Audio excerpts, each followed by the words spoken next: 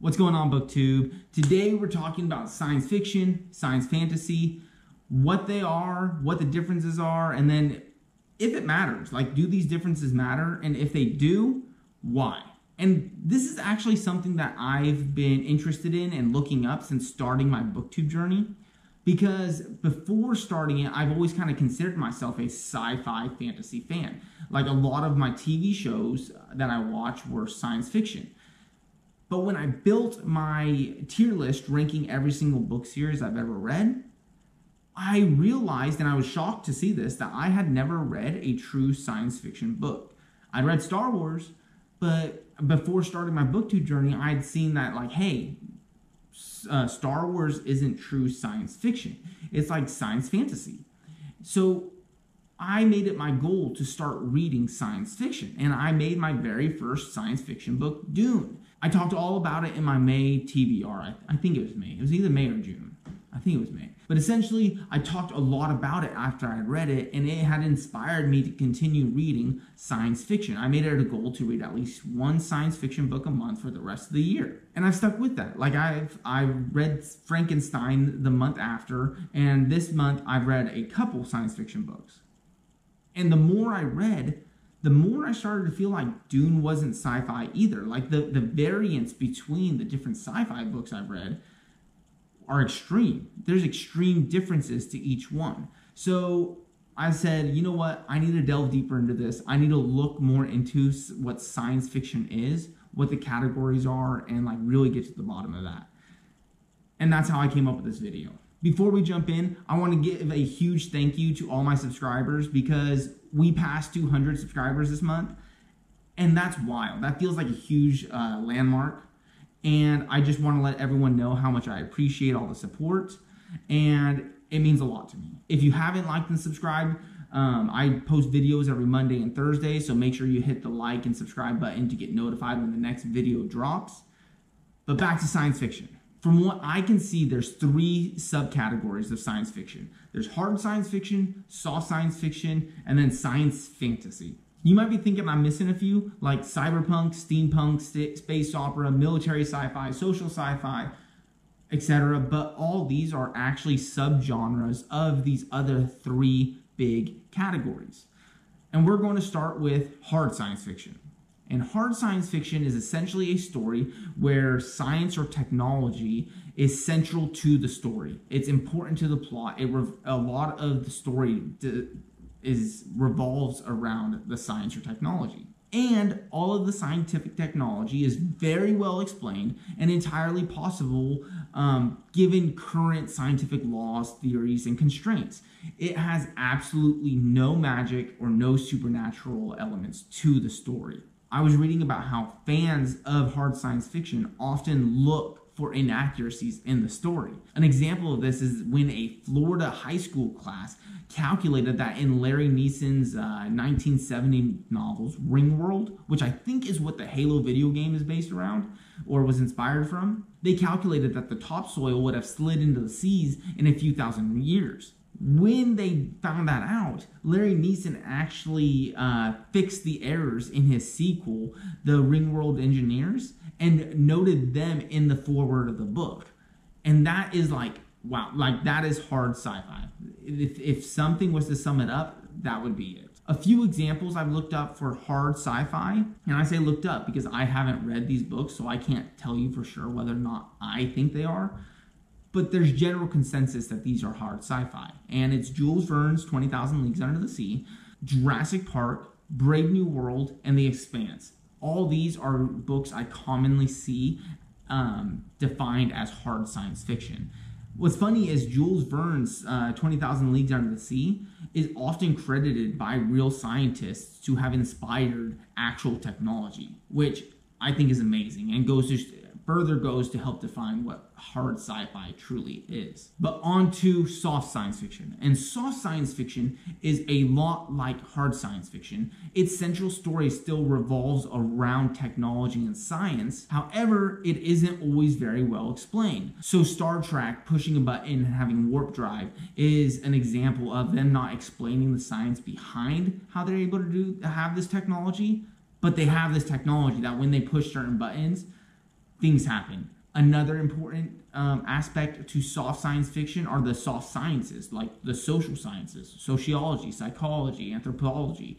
All of those count as soft sciences. Even if the story and the science is extremely detailed, extremely plausible, and even possible, it's still considered a soft science fiction book. So 1984 is a great example of a soft science fiction book, because even though it's very plausible, very possible, it's a social science fiction book, which makes it a soft science fiction. It falls into the soft science fiction category. It's also important to note that there are still no purely impossible elements to soft science fiction. They still have to be possible, even if they aren't necessarily plausible.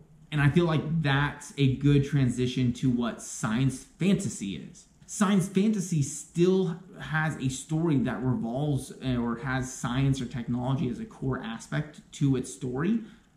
However, it starts to mix supernatural and magical elements into the story. It might make like an imaginary science or an imaginary explanation to how they're able to work things, even though that these explanations are not scientifically possible with the scientific laws and theories and constraints that we are currently aware of. And this is the section, the difference between what's plausible and what's possible is where I think it starts to get blurry. The distinction between science fantasy and soft science fiction is where I think a lot of people start to debate. So Star Wars, under these definitions, fits as a science fiction book underneath science fantasy. So even though Star Wars, the more exact, precise definition is science fantasy, it's still considered true science fiction. It's just not hard science fiction. To me, Dune doesn't seem like a soft science fiction book to me. It seems like science fantasy. And I see a lot of people talk about like whether or not it is a soft science fiction or if it's science fantasy. In mine, it read like a fantasy novel. It felt fantastical to me. So for me, I feel like that's more science fantasy. So even Frankenstein. Frankenstein is often spoken of as the very first science fiction novel. However, with what we know now, it seems more fantastical to me. Like it seems more like fantasy. It doesn't seem possible. But I also know that there's a lot of psychological and sociological themes behind the story. So this is where I start to think that the audience it was written for, the reason it was written, also plays into this effect.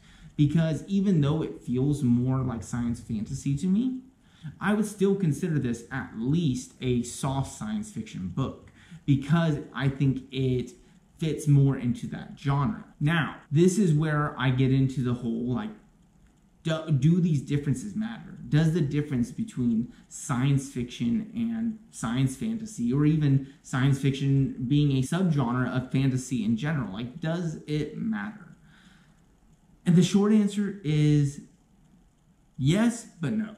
So no, it doesn't. Like, if I'm talking to you and we have a debate on whether or not a book is science fiction or fantasy, I'm going to enjoy you giving me the reasons why you think a book is a soft science fiction compared to it being science fantasy.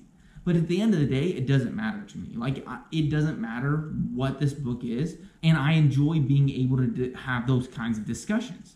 But where I do think it matters, and the only place I really see it mattering, is marketing and sales. So, like, if you're trying to market or sell this a book, the distinction between fantasy or science fiction could be very important, because in general, I would say fantasy sells more. From what I've seen, fantasy sells more than science fiction does. So if you write a science fantasy novel, do you want it to be sold under the fantasy shelf, where a lot of people make a beeline to, or a wider audience beelines to? Or do you want it under the science fiction shelf, which maybe has a narrower audience, may not reach as many people, but is more accurate maybe? And this is where I think that science fantasy actually becomes a subgenre of both science fiction and fantasy. So I think it can be sold under both. In fact, my book, The Dragon Riders of Pern by Anne McCaffrey, I couldn't find it in my fantasy section. I was looking for it and I couldn't find where it was.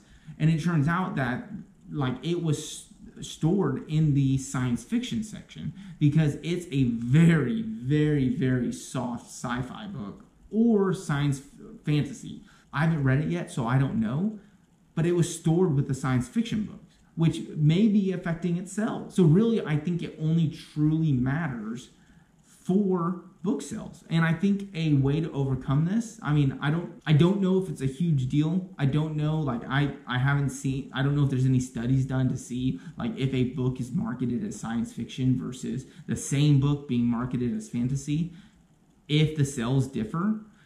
If it did, I think a cool solution would be to just have 2 different ISBN numbers with maybe 2 different covers, sell one as a fantasy book and sell the other as a science fiction book in 2 separate sections.